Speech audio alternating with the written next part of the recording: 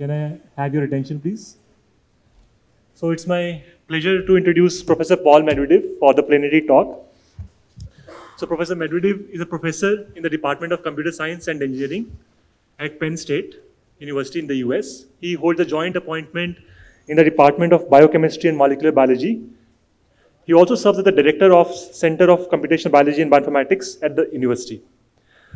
Professor Medvedev's focus is on developing computer science techniques for analysis of biological data and for answering fundamental questions in molecular biology. He joined Penn State in 2012. Prior to that, he was a postdoc at University of California, San Diego, and visiting scholar at Oregon Health and Sciences University and the University of Byfield. He received his PhD from University of Toronto in 2010, his MSc from University of Southern Denmark, and BS from University of California, Los Angeles in 2002. So although his formal bio does not mention further, but his group has received numerous best paper awards from prestigious conferences. His group is funded well by NSF and NIH, and I look forward to hearing his work about today on scalable methods for k-mer-based biological sequence analysis. Welcome, Paul.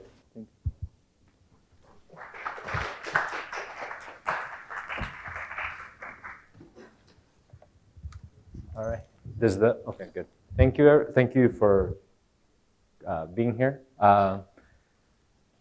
So the talk, I think I mentioned this to several of you offline. It's a mixed audience. There's biologists, there's k-mer people. So I'm gonna probably get the worst of both worlds, and it's gonna be too technical for the biologists and not technical enough for the k-mer people. But hopefully I'm wrong, and let's see. Okay, so I'm going to talk about a specific type of methods that are based on k-mer sets. And this is kind of a very popular way of designing methods these days.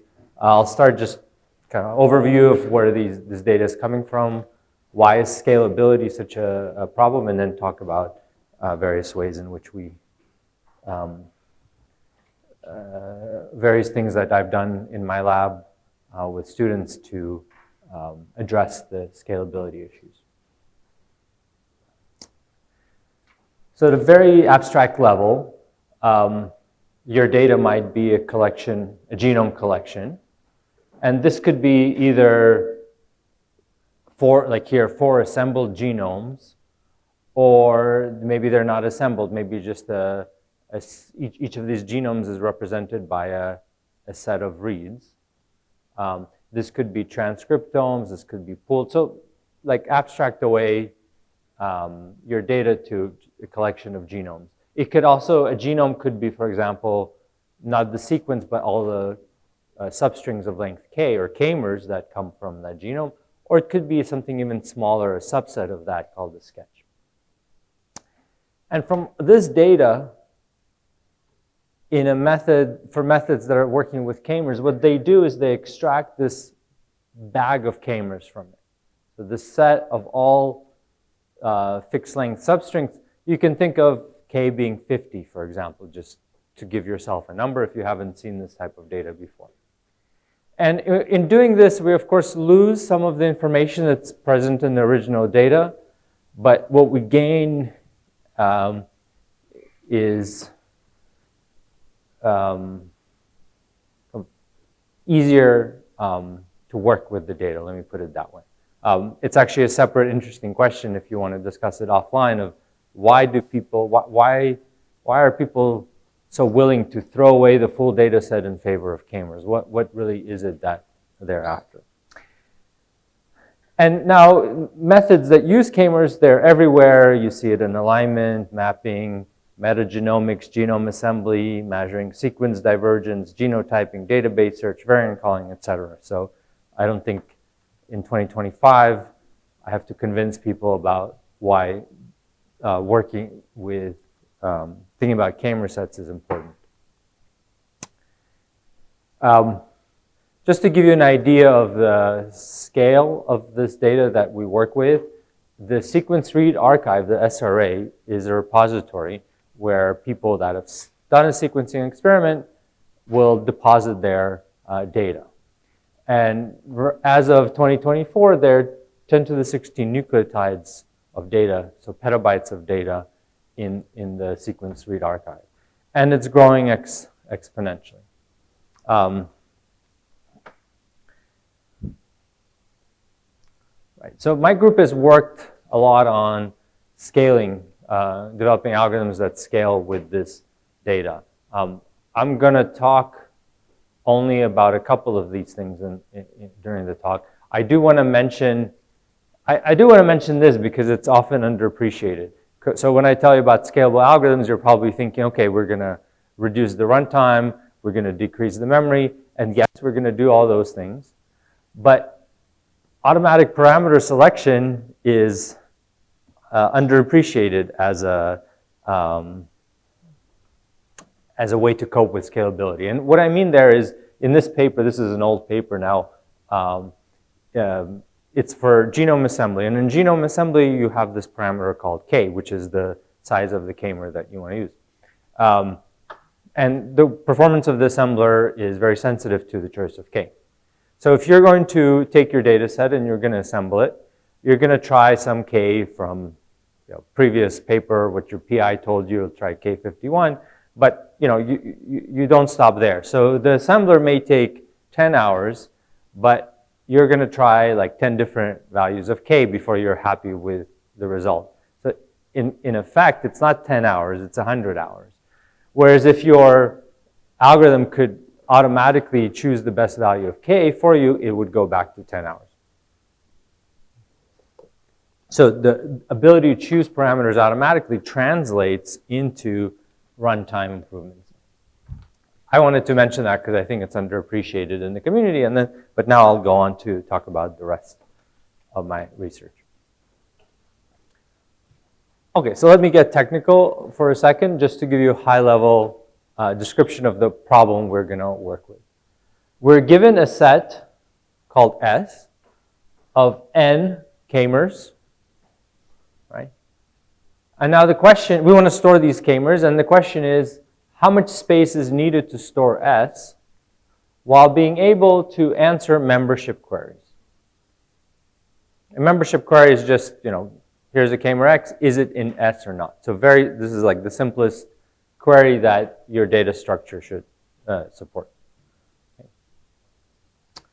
And right off the bat, throughout the talk, I assume that the alphabet is constant, as is in biology. And in terms of the values of nk, n should think of it as much bigger than k. So k might be 50 and n might be a billion. But also n is much less than 4 to the k. So 4 to the k, the meaning of this is the size of the universe of k-mers. This is the number of possible k-mers that there are. And so the number of k-mers that we have in our data should be just a small fraction, a very, very, very small fraction of all the k-mers that are possible. Okay. Otherwise, you can think of if k equals 4, then n is 1 billion, you're going to see every k-mer. So it's not, the data loses all meaning. Right. Now, to answer this question, the first way to do it is just through an information theoretic lower bound.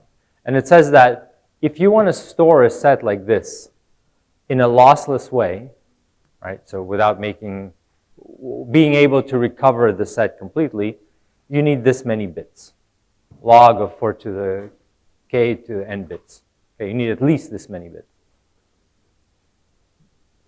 And that's a little bit hard to work with, so we're going to plug in this assumption that S is exponentially sparse, meaning that the n compared to 4 to the k, n is much smaller, is exponentially smaller than 4 to the k. And this is like a more formal definition of this.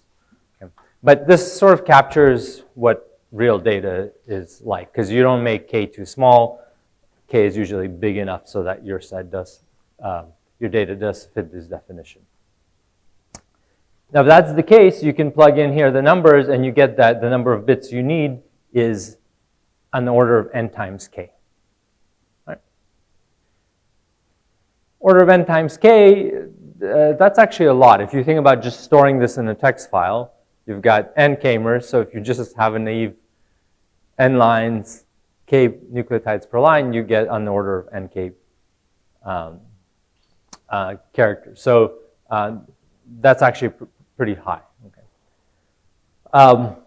And so this is the lower bound. Now there are traditional solutions from outside of bioinformatics.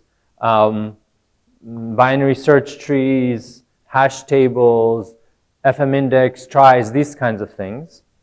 And for all of these, the space meets this lower bound, proportional to nk. And the query time is on the order of k. So this membership query, it takes about k steps to answer it, which if you think about it, if you haven't seen this before, that's a really cool result in and of itself, because it doesn't depend on n. It doesn't depend on how much data I have. My query time doesn't change, okay? But my space changes.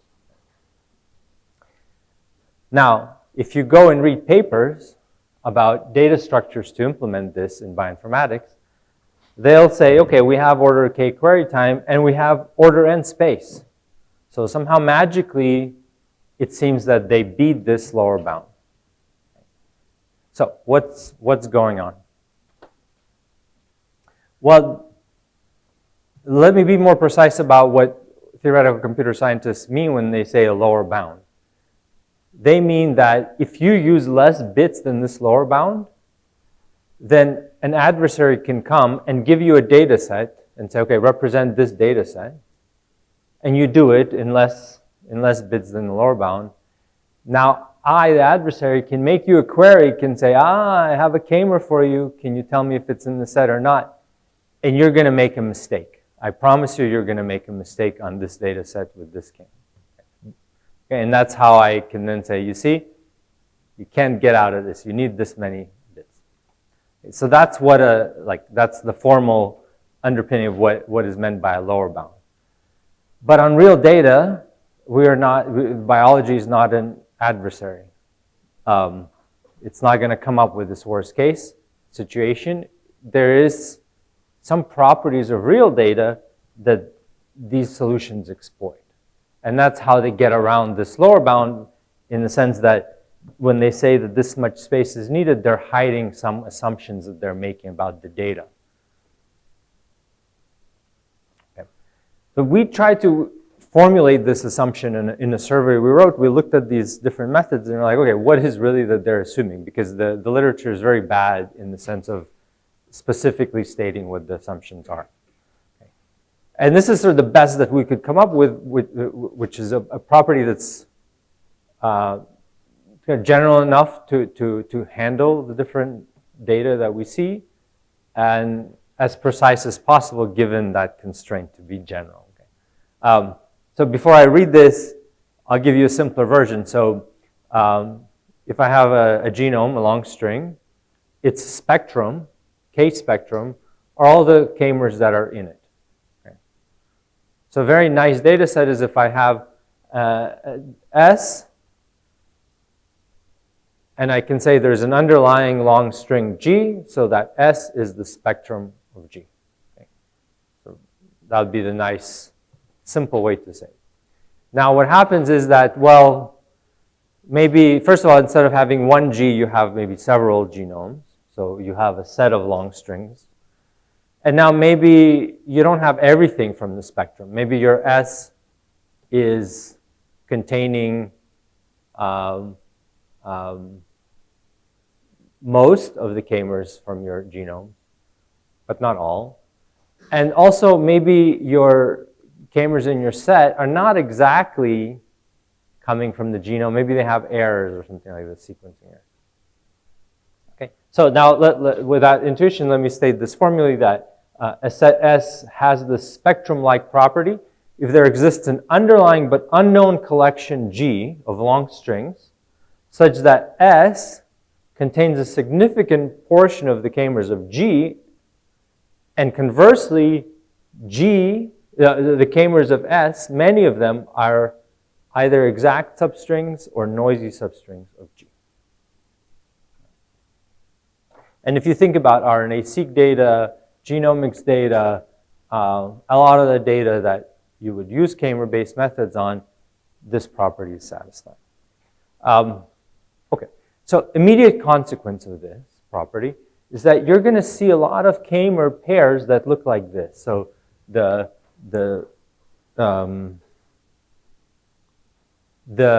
suffix of length k minus 1 of one k-mer is equal to the prefix of length k minus 1 of another k-mer.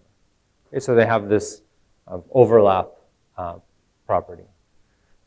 And at a purely intuitive level, now you can argue, look, if I want to represent this k-mer, I don't have to write GAACA. I could somehow just say, look, it's the k-mer above it, but drop the first letter and add the last letter. So that's the intuition behind everything else I'm going to tell you, that we exploit these overlaps to now save space. Right? So we can go a step further now and capture these overlaps in the data by using what's called the de Bruijn graph. A de Bruijn graph has every k-mer in S as a node, as a vertex. And now you have an edge from X to Y if the suffix of length k minus 1 of X is equal to the prefix of length k minus 1 of Y. Basically, if it fits this pattern. Okay, so here you have a CG and a CG. And so I add an edge like that, and I add, anytime there's this kind of overlap, I add an edge. What that means now is that if I take two pairs of vertices connected by an edge, I can glue them together. I can sort of overlap them, tile them together, like here or here. And instead of writing the two k-mers separately, I could write the first k-mer and then just the last character of the second k-mer. So here, if I put this together, it's ACG, ACG, and G. If you look at this, it's just kind of like squishing these guys together. Now I can do that not just on a pair of nodes, but on any walk in the graph. Right, so I have a path or walk here, and I could write out a string corresponding to that path. The first k-mer plus, for each next k-mer, the last vertex. Okay. And then I get a string, and this string is nice because it contains exactly, the k-mers of this string are exactly the k-mers in the path. So I can divide the graph into these, I can cover the graph with these kind of walks. Okay, so that's sort of building up the intuition for what we're going to do.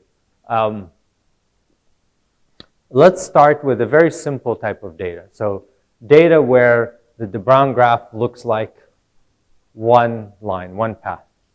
Okay? And that corresponds when S is a spectrum of a single genome with no repeats longer than k minus 2. In that case, you get this path. Now, there's a lower bound for a number of nucleotides needed to represent the k-mers in this kind of set, and that's n nucleotides, so 1 per k-mer. And there's a representation that almost meets this lower bound. It uses n plus k minus 1 nucleotides. And that's just, the representation we talked about. So I can glue these things together, and what I have is 1 nucleotide per k-mer, except another k minus 1 nucleotides in the first vertex. So n, the length of this, the 1 per each, plus k minus 1 for the beginning. And since n is much larger than k, then that's we've pretty much met the lower bound. Okay. So great. Unfortunately, real data does not look like this. Real data looks like that. And you have these branching vertices which complicate the graph.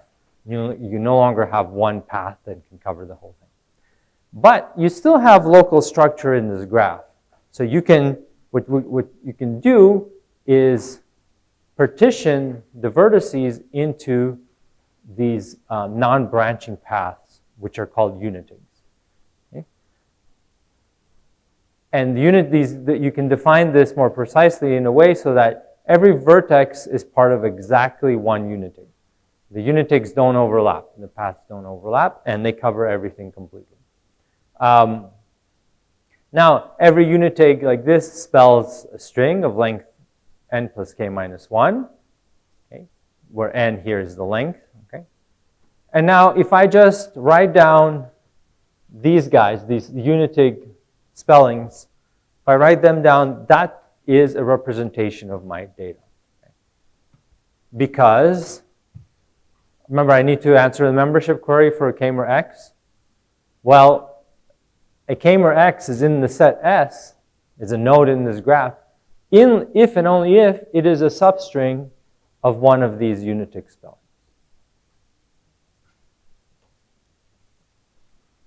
Right. So we can write down this unitigs, and that gives us a representation of the set S. Okay, so first I want to, given this representation, first, how many nucleotides is it using? Well, the same thing as I said earlier, every vertex contributes one nucleotide, so n now is the number of vertices, plus for every unitig you have this extra k minus 1. So you have k minus 1 times unitigs, this is the weight.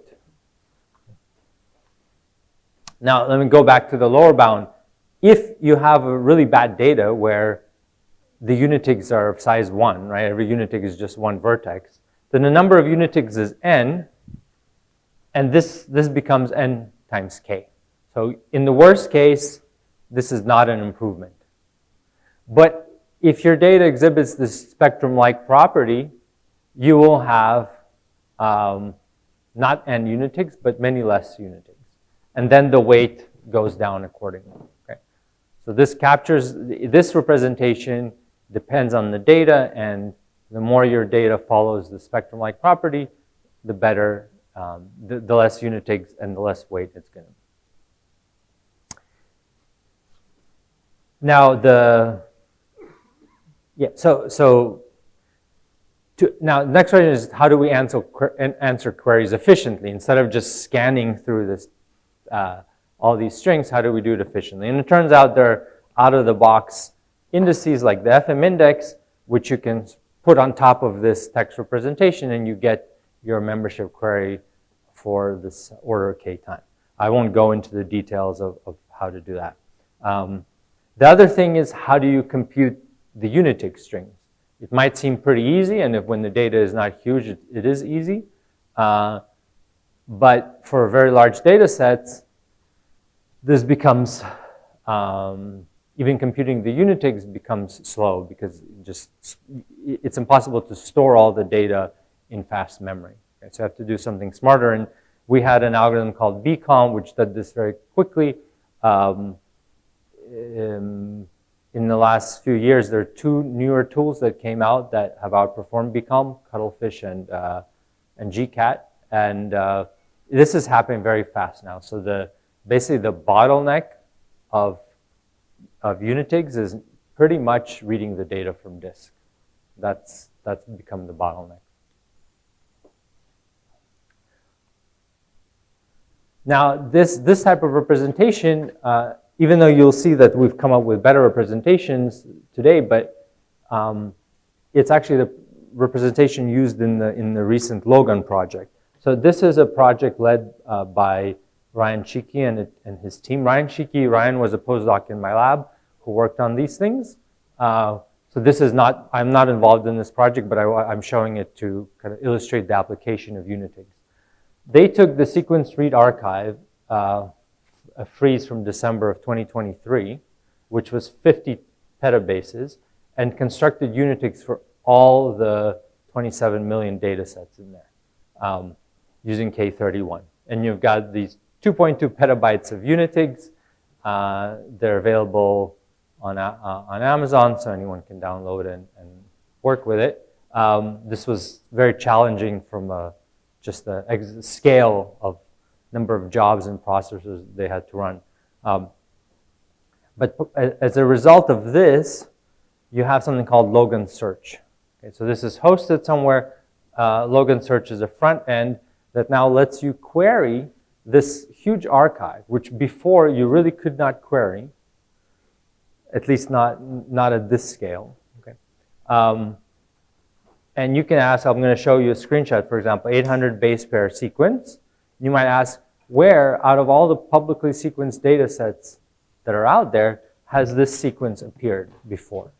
And you'll get a set of hits, and for every hit you get the data set, a link to the data set, and the k-mer coverage, which like here it's showing 88%. So that tells you that out of your 800 base pair long sequence, 88% of those k-mers are found in this data set, or 87% are found in this data set, and so on. Okay, so this really opens the door to analyses, but it's still, again, it's still a work in progress. One of the major limitations for now is that it's a freeze. It's not been updatable, so as new data comes in, you're not going to see it here. Okay, so it's still a work in progress, but it's showing how much impact these kind of representations can have.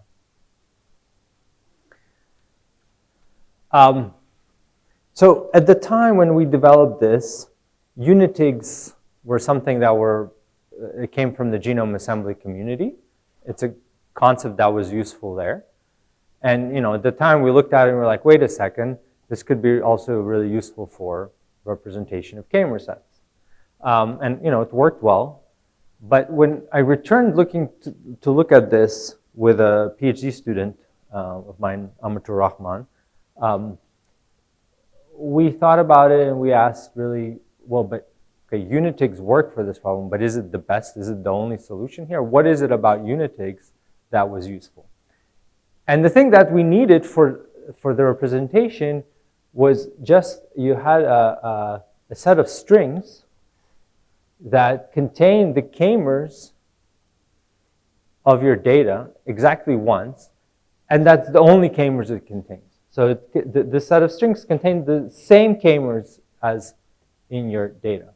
And that's the only real property that we exploited out of unitigs. So let's abstract away. Let's say if a set of strings has this property, we call it a spectrum preserving string set. And let's ask, are unitigs the optimal spectrum preserving string set in the sense of, do they have the lowest weight? All right. So that leads us to the problem formulation of let's find a lowest weight of an SPSS. Now the weight of an SPSS, same kind of logic. You have n, so one nucleotide per k-mer, and then for the start of every string, you pay the startup cost of k minus 1. If we want to minimize this, n and k is fixed, we want to minimize the number of strings. And minimizing the number of strings turns out to be equivalent to a path cover problem. So you want a vertex disjoint path cover in a graph with a minimum number of paths. So that takes us into graph theory. This turned out to be an NP-hard problem, but it was NP-hard on general graphs, whereas here we have a special subset of graphs, the de Bruijn graphs. So it was an open question of, well, could there be a polynomial time algorithm that works on these kind of graphs?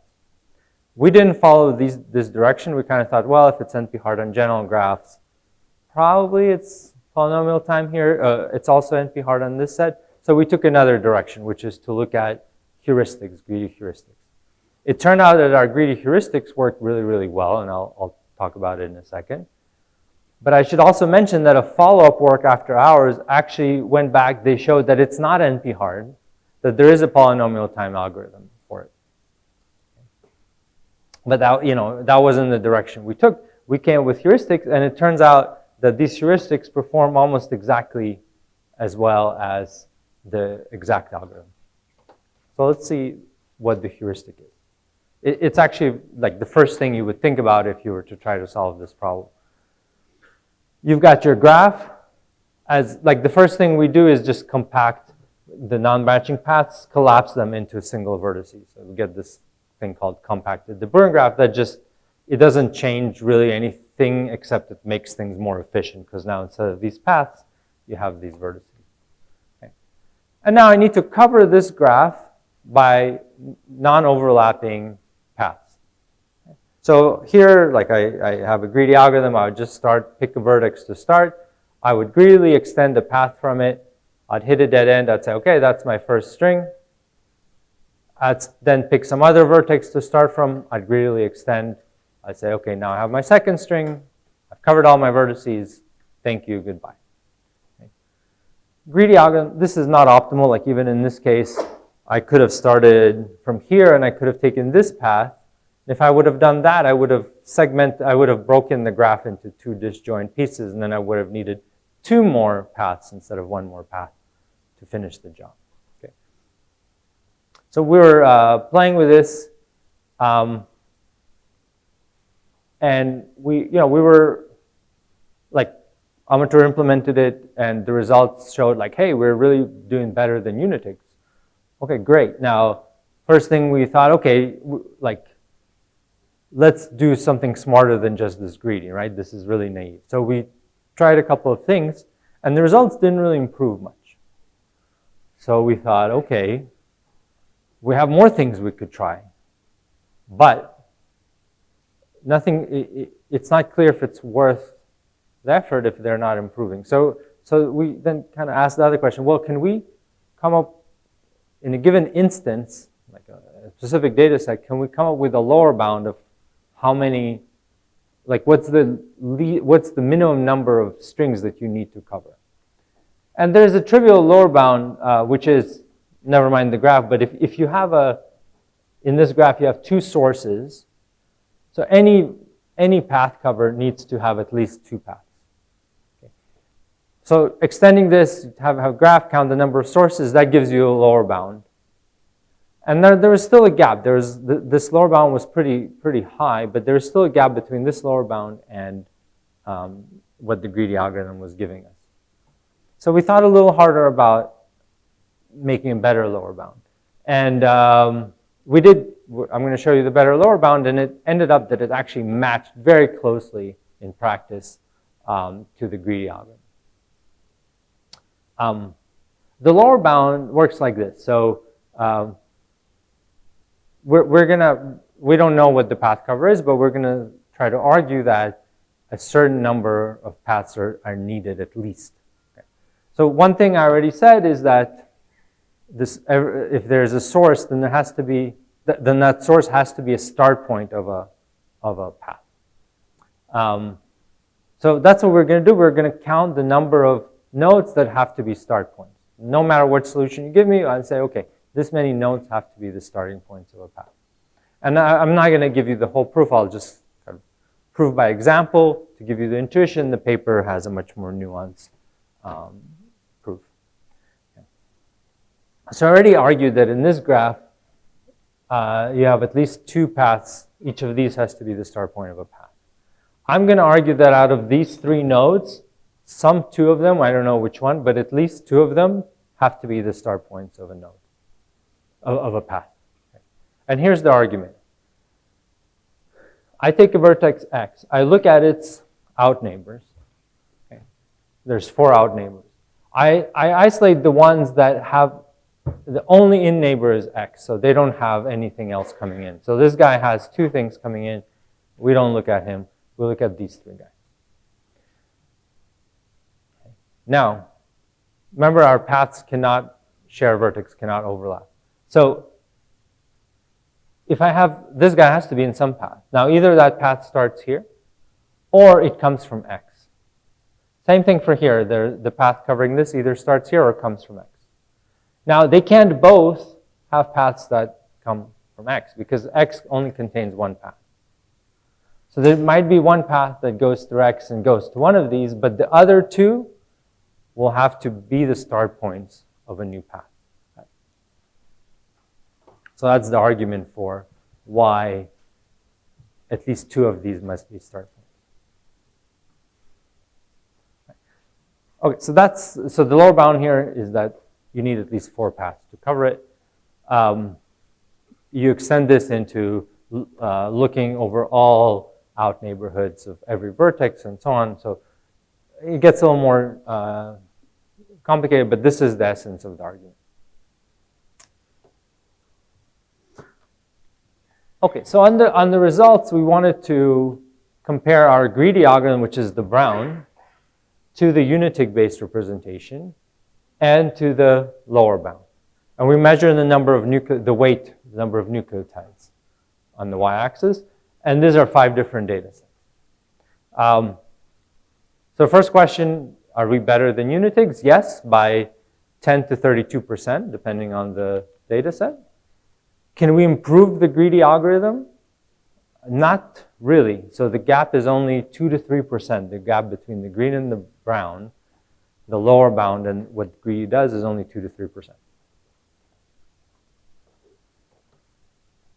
And this is something, like, I thought this was pretty cool that I wish we would do more of, or at least find more opportunities to have that kind of instance lower bound to tell us, we'll have an algorithm and that's within at least the framework of the algorithm that we're trying to build, that's as good as you can get. So that's kind of rare to be able to prove something like that. Now, there are various applications that we showed. So one is if you add the FM index on top of it, you get this full membership data structure. Again, we outperformed the state of the art. For archiving, disk compression, so we take the strings and instead of building a data structure like FM index on top of them, we just compress them like gzip, or this is a more specialized compressor so that you write it to disk. You can't query it, you have to uncompress it before you do anything, so it's archival, but you're able to get more space savings. And again, we outperform here other approaches. Also, if you want to add counts for every k-mer, this lets you do that. I'm not going to get into it, but again, you get good results. So this was a recon paper in 2020. There's been an idea that caught on in the community. It's a very simple idea, especially in retrospect, but it's really like changed the way people think about this kind of data. We have our own follow-up work, but I think in the interest of time, I will skip this to get to the next part of the talk. Okay, so this is going to be changing gears a little bit because so far we've been talking about improving space by 30%, but sometimes that's really not enough, right? If your data size is growing by 1,000, then you need more. You need to do something more drastic. Here's an example of a problem for which people did need to do something more drastic. So if you have 2 sets of k-mers, what is the similarity between them? And there's a popular notion called the Jacquard similarity, which is the percent of k-mers that are shared between 2 sequences. I'll explain this with an example. I have a sequence A, which is ACGGCT. I break it up into k-mers, so K is 2. Keep the example simple. I have AC, CG, GG, GC, CT, so this is the k-mers up here. I have another string B. It's got k-mers. I write them out here as nodes. And I put an edge connecting nodes that have the same k-mer. Okay. So Jacquard similarity now is if I take the number of matches, number of edges, number of shared k-mers, so 3, divided by the total size of distinct k-mers. So the total number of k-mers is 10, but 3 of them are repeating, so really 7 distinct k-mers. And we get that the Jacquard similarity is 3 over 7. And this is useful for all kinds of stuff. I won't get into it, but the problem is, if you have a billion k-mers here and a billion k-mers here, this is quite time-consuming to compute. So this is where we need, not a 30% improvement, but something more drastic. And people here use something called sketching, right? So Sketching is a way to reduce the data size, but you pay a loss. You're no longer going to be as accurate as you were before. What we were talking about before, there's no loss, so you represent the data exactly. Here, once you do sketching for this problem, you're going to pay a price of loss of accuracy, but you gain that you're much more scalable. So this idea of sketching to compute the Jacquard was part of a popular sequence mapper called MashMap. And this was used all over the place. This was one of kind of a breakthrough in being able to map long reads in a really fast way. Okay. And they relied on, they used this Jacquard similarity to estimate to evaluate the quality of a mapping. So if you have a read mapped, or you're checking if it might map to a certain region, you check the Jacquard between the read in that region to see, okay, does this kind of looks like it's close or not? Okay. And so that's how it was used. Now, this is the sketching scheme that was used. The sketching, it was called the minimizer sketch. This was, at that time, this was all the rage. There were a lot of tools that were using this minimizer sketch, and it was really showing great results. So what is this sketch? I'll explain with an example. I have my set of k-mers. Actually, it's k-mers from a longer sequence, so there's an order to it. And I hash every k-mer to some value between 0 and 1. Then I slide a window. Here, the window size is 2 k-mers. In general, it's a parameter. Within each window, I take the smallest value that I find, the hash value, and I take the k-mer from that. And that k-mer is called a minimizer, and I put that into my sketch. Then I slide the window. I look at the minimizer again. So this time it's this guy, GG. I put that in my sketch. I slide the window, and now notice that the minimizer doesn't change. It's still GG. Okay, so I don't do anything. And this example doesn't do a great job of showing it, but this is the common case. Usually when you slide a window, if the window size is not 2, but say 20, you slide a window, and most of the k-mers are unchanged, so the minimizer is most likely not changed. Finally, you go, last window, you add the final minimizer, and you've got your sketch. The idea of using this to estimate the Jacquard is very simple. You just measure the Jacquard of the sketches. Okay, so here I put in red the vertices that made it into the sketch, the minimizer. And if you just look at now the graph constrained to the only red parts, you have one match out of 1, 2, 3, 4, 5, or 4 distinct k-mers in the sketch. So you get an estimator, which is 1/4.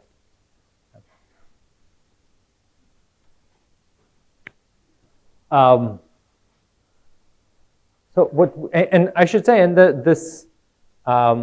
so an estimator, because it uses this hash function, it's an estimator. It's not you don't expect it to be perfect, right? You can't hope for it to be perfect, but you can hope for it to be unbiased, meaning that the error that you get doesn't bias in one direction or the other. Sometimes you're less, sometimes you're more. If you repeat the hash function like 100 times, you would hope that on average, you're correct. Okay? In other words, the estimated value of the expected value of your estimator is the true value. That's what you hope for, and that's, if you have that, you have an unbiased estimator. And there was another Jacquard estimator, the min-hash Jacquard estimator, that was popular before, and that was in fact unbiased. And the minimizer one is sort of similar in spirit to min-hash, and I think, at least speaking for myself, it seemed like if you don't think about it that hard, it seemed to me, well, it should also be unbiased. But when we did results, we saw that there was, in fact, a bias. When we looked at so MashMap uses this estimate to to translate it into estimate on the divergence between two sequences. And in controlled simulations, we saw that the estimate was off, even when we did multiple samples, that on average it was off from the true value. It's in the same ballpark, so it wasn't like an obvious thing that was flying out, but really in a controlled situation, you saw that this 1.4 wasn't going to 1.0 as we added more samples to our simulation. So we dug deeper, and this turned out to be a much harder theoretical problem than we thought, but we dug deeper to understand the bias of this estimator. This was, and this is going to be a high level. I'm not going to go into the proofs. I don't think I'm even able to state formally the theorems. But I'll give the intuition behind it. So the first theorem says that we're going to try to capture the difference between the estimated value of the expected value of our estimator and the true value. We want it to be 0. Instead, we get that it's some value beta plus minus epsilon. Now the plus minus epsilon, that goes away as the sequence length becomes harder. L gets large, the epsilon goes to 0. So then it's really about this beta. Okay. Beta, we can write down what beta is. It's a function of W and that matching graph that I've been showing you. But it requires kind of a messy notation to write down, so I won't write down the formula. But the question is beta 0 or not? And the second theorem says that if there's at least one shared k-mer, so if Jacquard is more than 0, then beta is strictly negative. And so you in fact do have a bias. So that's sort of informally that estimator is biased. Now, okay, how large is the bias, right? If it's tiny, then maybe it doesn't matter. So that's the next thing we try to look at. So we tried 2 cases. So 1, you have related sequences, and 2, you have unrelated sequences. For the unrelated sequences, we had that the estimator is at most 63% of the true value. So it's really far from the true Jacquard when the sequences are unrelated. Okay. And this holds even if so you would think that if I increase the size of my sketch, right? So you would think that maybe that would get rid of the bias. So the bigger size sketches, the less information I lose, and the more accurate my estimator becomes. And that was not the case because this 63% was regardless of W, and W is what controls the sketch size. On the other side, for the related sequences, we plug in some realistic parameters that the estimator is about 10% smaller than the true value. Okay. Or it can be, so it really depends then on the various parameters. So the simulations that we did basically told the same story. But there is, this yellow one is the unrelated one. I'm showing here the true Jacquard and the average of the estimated Jacquard. You want to be on this line. Okay? So like our theoretical results showed, for unrelated sequences, you really get away from this line. But for related sequences, the blue, the green, and the orange, you are closer to the line. And controlling W, so this is W equals 20, so the sketch size here is larger, you don't get all the way to the line, but you do get closer to the line. So that's probably why, in practice, you didn't see this kind of 63%. That wasn't what you were seeing when you had a read mapping to a real location. Okay. And just as a sanity check, we plugged in, like what if we didn't use the estimator, but used the actual Jacquard value? We plugged that into MASH map, and that in fact did get rid of the bias that we observed. So yeah, so the concrete message out of this paper was that this particular estimator is not good if you really want to be precise. Now, again, if you want to be in the ballpark for read mapping, that's often fine. But if you're trying to build a phylogeny from these divergence numbers, then it's not precise enough. But there's a more general message that we think came out of this to the community is that not all sketches that seem good are good. So you have to be careful about, yeah, we lose accuracy, but you want to do it in a controlled way so that it's unbiased.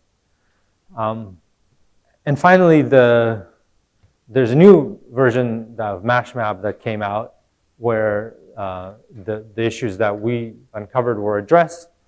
There were a new sketching technique used that was actually unbiased, and so the new version of the tool doesn't show this. So that's it. Thank you guys for listening. All of this was work with various students just to highlight. So this is Ryan Cheeky, so the unitic-based representation was led by him when he was in my lab.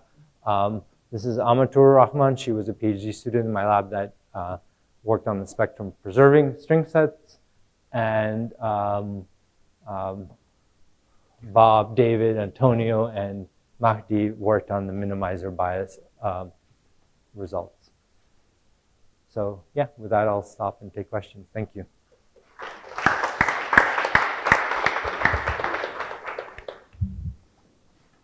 So thanks, Paul, for showing like how fundamental results can advance biology as well. So with that, I'll take some questions from the audience. Amazing work. I have two questions. A, who in the world will use the entire k-mer set to look for presence? So that is just like, can you just walk me through some example if someone would look at the entire k-mer set, or they would like to simplify it in order to look for presence? And the second thing is, we know like in your SPSS algorithm, the greedy one, so can you choose for the next nodes based upon the k-mers that are more likely to be common or more likely to occur in the reference?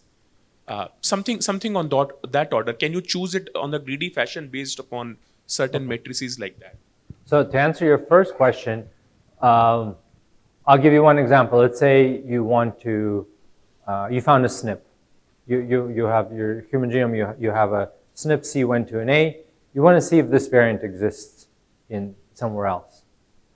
So you have the k-mer that contains that variant, and now you want to check SRA for that k-mer. Now that's why it's important for the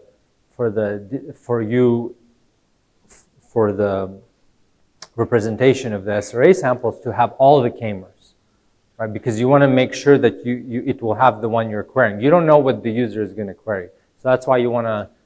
In those cases, you do want to add all the k-mers to your. Has anyone ever done that? Yeah. Like, I mean, has anyone ever queried for a SNP in such a fashion in which you want to search for a k-mer across all possibilities? You would, of course, look it in your specific species or like in certain regions of interest. I'm just trying to be adversarial. They have not, because they have not been. There's not been a method to do that. So people use BLAST all the time. You find a sequence, you're like, let me check where else it exists. So use BLAST for collections of assembled genomes, right? I think people have not done that for collections for the sequence read archive, but it's not because they don't want to, it's because there's no way to do it. You can't do that search, at least up to a year ago, there's no way to do that search. So it's not something people did, but I would argue that it's not because it wasn't a useful thing to do, but just because there was no support for it. So that hopefully answers the first question. The second question was about the greedy here. So yeah, so I didn't talk about, you could certainly have a strategy where your greedy is taking other things into account. Now, it's not going to help the compression. Because of that gap with the lower bound, it says that no matter which one you do, the best you can do is 2 to 3% improvement. But maybe I can imagine there are some situations where for downstream analysis, how you've mixed the k-mers up in your string set makes a difference. And so if you do something that's more faithful to the reference, I can imagine there might be an advantage to doing that, but we haven't done that. On just one related thing, if I have time. So again, coming back to the example, you said looking for the SNP across all possibilities. How will you account for sequencing noise? There are a lot of k-mers, spurious k-mers that may just be sequencing artifacts, right? So is there a way to assign weights and all in order to take care of that issue? Look, I think of it as a filter. I think of it as a filter with the false positives, right? You have your k-mer with the variant. You're pretty sure you're sure about your variant, right? This is not noisy, validated in your data set. Now you check against SRA, you get 5 hits. Now you don't know if some of those actually have that variant or it's just maybe a sequencing error. But now you have 5 hits.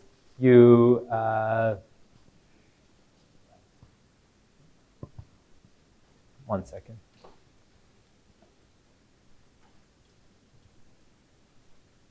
Right, and you get a list, and you're like, oh, I know these studies, those authors are idiots, they make mistakes, I'm not even going to look there. Oh, this is like a very validated study, they have high quality data.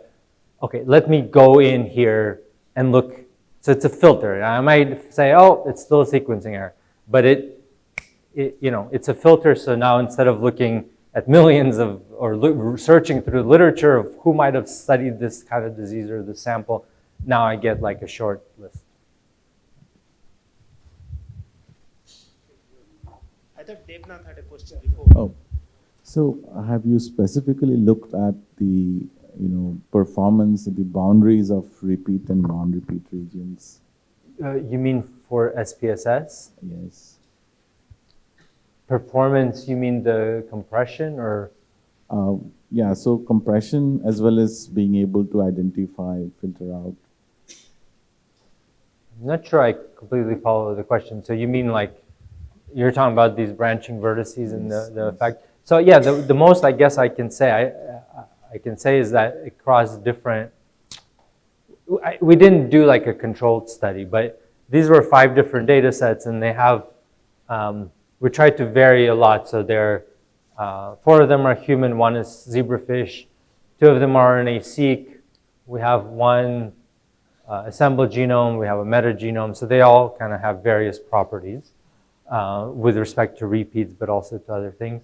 And we did see differences, like for the human gut metagenome, this is the case, I think, where we saw only 10% improvement. So they are probably the number of, so we couldn't really outperform Unitix by that much. And on some data, we could do it a lot. So we did not investigate more, like to narrow down why. But so yes, there are different data do give different results. Paul here. For the Unitix here, for the Unitix Logan project, I was just wondering, does the size of the k-mer is determined by the size of the S, the uniqueness of the K, and also the compute need? Okay, so I'll try to answer this. This is one limitation. So the K is fixed for this data set for all the SRA. So every different data sets all use this K equals 31. So that's one limitation. Now you implicitly, with K31, you implicitly preserve smaller K. But larger K, you start to lose information. So how that presents itself, if I have a query of 800 base pairs, and I didn't use K equals 800, I used K equals 30. Now I see, okay, 88% of those k-mers, 31 mers of that sequence are present. But I don't know if they're present in an overlapping way or they're just kind of randomly throughout. So I lose that part of the information. Again, you might get a false positive.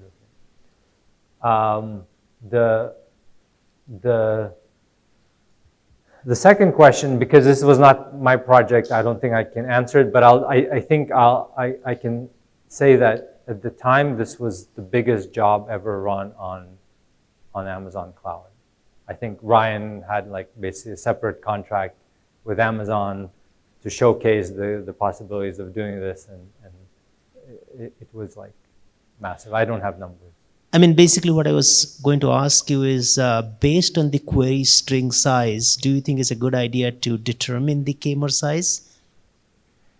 The problem with doing that is the query you don't know at the time you're constructing the database. I construct the database now, I've got users for the next 10 years with all kinds of queries. So I can't tailor it to a specific user. I need, in this kind of approach, I need a one-size-fits-all solution. This is a limitation of k-mer-based approaches in general, as opposed to like mapping, read mapping. Read mapping, you don't have this constraint. So with k-mers, you have to introduce this fixed k, and that's sort of a general limitation. Thank you.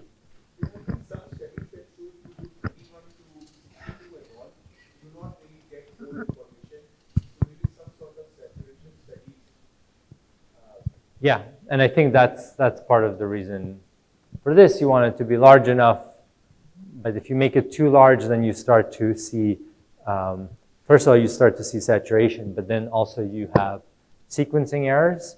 So if you make k 1000, chances are you have some sequencing error in that 1000. So you have a lot more errors in your k-mer set. I have one question. So in the initial few slides, you showed that you are constructing a minimal string S from the set of strings G. Uh-huh. How are you constructing that string S? Say it again. So you are constructing this, in this lemma, you are getting this string S.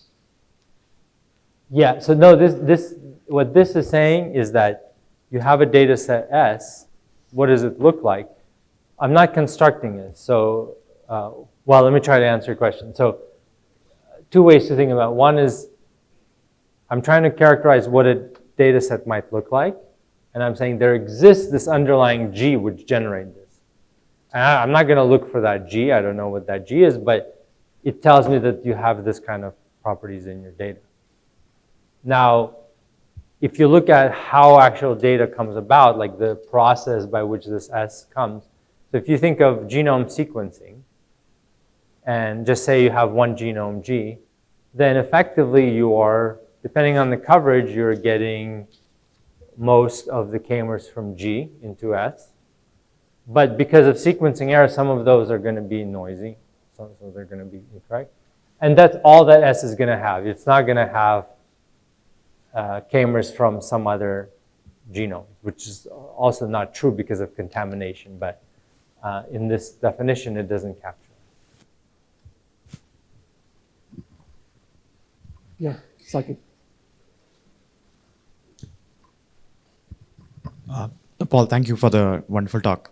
Very extensive work. One question about, I think one place where I see the Jaccard similarity being very, very useful would be, if you have applied it to transcriptomics settings where you start with the De Bruijn graph of the transcriptome and just do a very quick match where you can actually then quantify which particular gene has which particular, or what is the k-mer frequency for each of these transcripts. Is that something that you have tried or you have thoughts about?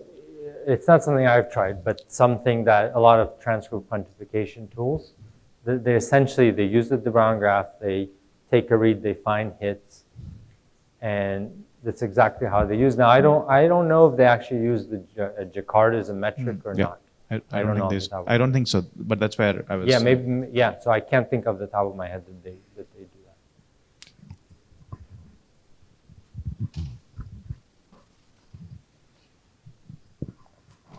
Okay, so let's thank the speaker. Thank you.